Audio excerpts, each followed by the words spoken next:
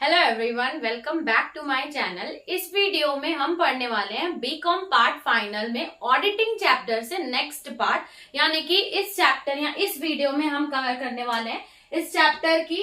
सबसे पहले हम ऑडिटिंग की मीनिंग पढ़ेंगे, फिर डेफिनेशन, फंक्शंस और फीचर्स। अगर 8 नंबर का क्वेश्चन आता है या 10 या 12 जितने भी नंबर का आपका एग्जाम में क्वेश्चन आता है, इसमें आपको ये तीनों पूछ सकता है कि आपको मीनिंग बतानी है, definition as well as function और फीचर्स। तो ये वीडियो आपको उस कंप्लीट आंसर लिखने में हेल्प करेगी। तो चलिए स्टार्ट करते हैं। Meaning of audit.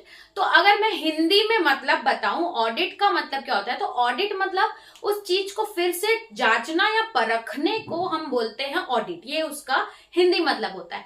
तो अब बात आती है कि हम अकाउंटिंग या कंपनीज वाले ऑडिट क्यों कराते हैं। तो जनरली कंपनीज का हर साल ऑडिट इसलिए होता है कि कहीं उनकी जो बैलेंस शीट है वो सही है कि नहीं, ट्रू पिक्चर उनकी बैलेंस शीट दिखा रही है कि नहीं, उनकी जो भी ट्रांजैक्शन हुए हैं उसमें कहीं गलती तो नहीं है। कंपनी की फेयर पिक्चर देखने के लिए वो हम इसलिए उसमें छानबीन करते हैं, ऑडिट करते हैं। ये है simple meaning.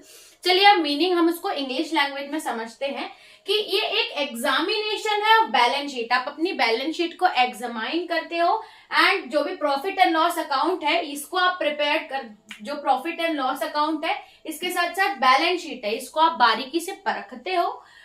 Prepared by others together with books, आपकी पूरी बुक्स ऑफ अकाउंट्स भी इसमें छानी जाती है। एंड वाउचर रिलेटिंग टू, यानी कि कौन सा बिल या कौन सा वाउचर देख के आपने इसमें एंट्री की है, such a manner that the auditor may be able to satisfy himself. यानी कि ये सारी चीजें, ये सारे डॉक्यूमेंट्स चेक करके एक ऑडिटर सेटिस्फाई करता है कि जो भी उसने बैलेंस शीट बनाई है वो इस वाउचर के हिसाब से बिल्कुल सही है और वो एक ऑनेस्ट रिपोर्ट तैयार कर पाएगा। It exhibits A true and correct view of the state of, यानी कि बिजनेस की करेक्ट व्यू वो बता पाए किसी भी एक पर्टिकुलर बिजनेस का, इसको बोलते हैं ऑडिट।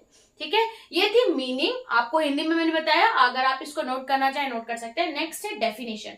डेफिनेशन हम जब भी एग्जाम में लिखते हैं तो उसमें हमेशा याद रखिएगा कि आप डेफिनेशन यानी कि उसको अच्छे से डिफाइन कर रहे हो और हमेशा उसमें राइटर का नाम जरूर होता है। तो आप स्क्रीन पे देख पा रहे होंगे मैंने दो डेफिनेशन दी है ऑफ ऑडिटिंग की। इसमें ऑथर का नाम भी लिखा है। इसमें जो भी आपको इजी लगती है आप लेके उसको डिफाइन कर सकते हैं, मीनिंग आपको पता है। अब सिंपल लैंग्वेज में कोई भी आप डेफिनेशन ले सकते हैं, इसको ले सकते हैं, कोई और भी अगर आपके पास होगी तो वो ले सकते हैं। तो चलिए अब नेक्स्ट जानते हैं फंक्शंस ऑफ ऑडिटिंग। ऑडिटिंग के फंक्शन क्या है, यानी कि अगर कोई ऑडिटर अगर ऑडिटिंग करता है तो उसको उस दौरान क्या क्या फंक्शन परफॉर्म करने पड़ते हैं।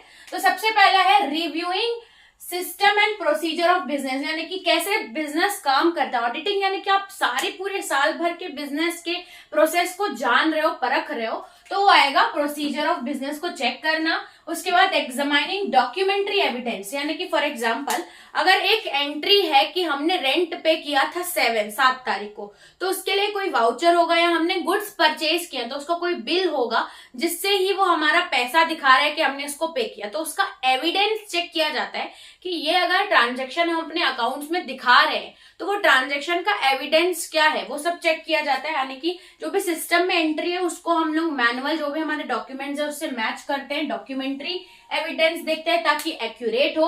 उसके बाद reviewing system of accounting internally हमारा बिजनेस कैसे सिस्टम ऑफ अकाउंटिंग कर रहा है वो चेक करते हैं। To verify valuation of existence, यानी कि जो हमारे एग्जिस्टिंग एसेट्स हैं उस पर डेप्रिसिएशन लगा है कि नहीं, या उनकी वैल्यू क्या है। एग्जिस्टिंग एसेट्स जो हम अभी दिखा रहे हैं बैलेंस शीट में, एक्चुअल में वो एसेट्स हैं कि नहीं हमारे पास। ऑल टुगेदर बिजनेस की कंप्लीट पिक्चर को चेक किया जाता है। आपने मैथमेटिकल एक्यूरेसी भी चेक की जाती है। अब ये मैथमेटिकल एक्यूरेसी क्या होती है, अगर आपने कोई भी ट्रांजैक्शन दिखाया है कि आपने सो एंड सो पर्सन को इतना पे किया, तो वो किस बेसिस पे किया, क्या आपके पास आपने उससे खरीदा जो उसको पैसा दिया सही में उतना दिया कि नहीं, उसके लिए बिल चेक किया जाता है, इसलिए लिया है मैथमेटिकल एक्यूरेसी। फिर आता है to make recommendation of improvement. हम जनरली ऑडिट करते टाइम हम गलतियां जानते हैं और हम ये देखते हैं कि और कितना कंपनी इंप्रूव कर सकती थी अगर ये दो ट्रांजेक्शन नहीं होते। तो आता है कि हम इम्प्रूवमेंट के लिए भी देखते हैं। To verify distinctions between capital और रेवेन्यू आइटम्स में अगर कुछ फर्क है कि कितना हमारे कैपिटल हमने लिया, कितना हमारे पास इनकम हुई, इसमें कुछ वेरिएशन आते हैं, तो उसको बताया जाता है कि how a business can improve it's performance. ठीक है, तो ये फंक्शन थे कि ऑडिटिंग क्या क्या फंक्शन परफॉर्म करता होगा। नेक्स्ट अब बात करते हैं फीचर्स की। 4 फीचर्स की हम बात करेंगे। आपको स्क्रीन में दिख रहा होगा, पहला फीचर ये होता है कि ये इंडिपेंडेंट है, आपको सिस्टमैटिक रिकॉर्ड दिखाए जाते हैं जो कि कंपेयर करते हैं हम कि उस रिकॉर्ड से हमारे ट्रांजेक्शन को। दूसरा हमारा फीचर ये बनेगा कि ये कोई क्वालिफाइड पर्सन ही इसको करता है। अगर आप सीए फर्म में जाएंगे तो जनरली जो ऑडिटर होते हैं वो क्वालिफाइड होते हैं, वेल क्वालिफाइड, जिनको उसको पूरा ऑडिटिंग का नॉलेज होता है, वो ये ऑडिटिंग करते हैं। तीसरा, ये डॉक्यूमेंटरी पूरा बेस्ड रहता है, यानी कि जो भी आपकी ट्रांजेक्शन है उसको डॉक्यूमेंट्स के बेसिस पे चेक करता है कि जो हमने डॉक्यूमेंट्स दिखाए, जो हमने ट्रांजेक्शन दिखाए हैं उसके लिए हमारे पास बिल है, वाउचर है। फिर लास्ट फीचर आप इसके बारे में ये लिख सकते हैं कि ये आपको एक कंप्लीट पिक्चर ऑफ ऑर्गेनाइजेशन दिखाता है, यानी कि ट्रू पिक्चर ऑफ ऑर्गेनाइजेशन हमको देखनी है तो साल भर के ऑडिट के बाद हम ऑडिट की मदद से फेयर पिक्चर बैलेंस शीट की या एक कंपनी की देख सकते हैं। तो ये 4 फीचर थे हमारे।